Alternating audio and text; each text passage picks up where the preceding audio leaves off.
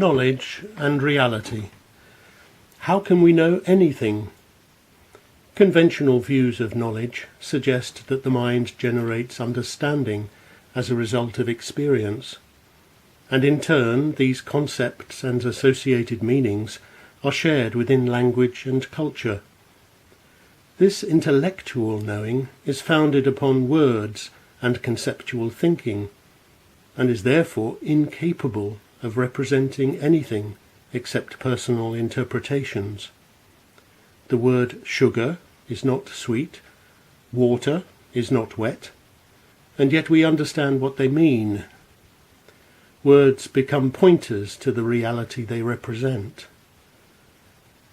The mind loves to separate and label, and is essentially dualistic.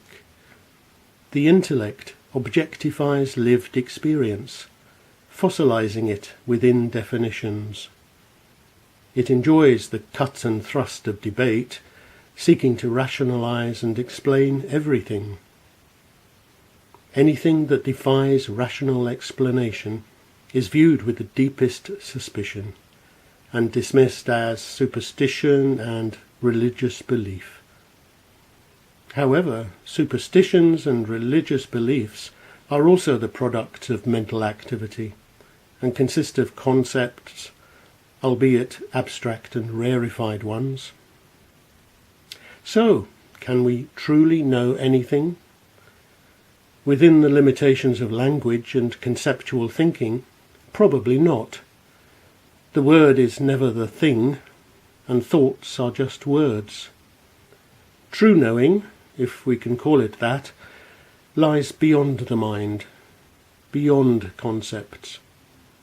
Whatever is described in non-duality prompts the mind to play the yes-but game. The ego, which is merely the collection of memories we call me, is terrified by the idea of its non-existence, and will employ any intellectual argument to protect itself. True knowing has nothing to do with words or concepts. It is silent, choiceless awareness of what is. It is not belief, not faith. It is a resting in recognition and remembrance, upstream of thought, where emptiness is form and form emptiness. What you truly are in this moment is cognizing emptiness. It is actually non-being, from which all beingness arises. You cannot know this in any fixed and finite way, because it is infinite and ever fresh. All objects appear in this open space of knowing and nowhere else. All worlds appear in this infinite knowing. This singular subjectivity includes everything objective. The bottom line is, it's all a mystery, and that's why we need to be intellectually humble and accept the limitations of our minds. Our lives are collections of memories, edited and incomplete memories at that. We carry them around as the luggage of our lives. So much baggage, often very heavy burdens. We top up these story bags, although they leak through holes in the bottom as memories fade, disappear, or become distorted. Our stories are unique, dramatic, full of adventure, tragedies and joys. We take them to be real and identify with them. We say, I am my memories, thoughts, attitudes, ideas and opinions.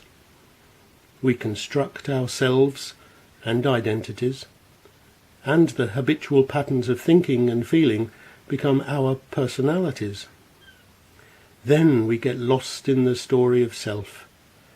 What a waste of energy.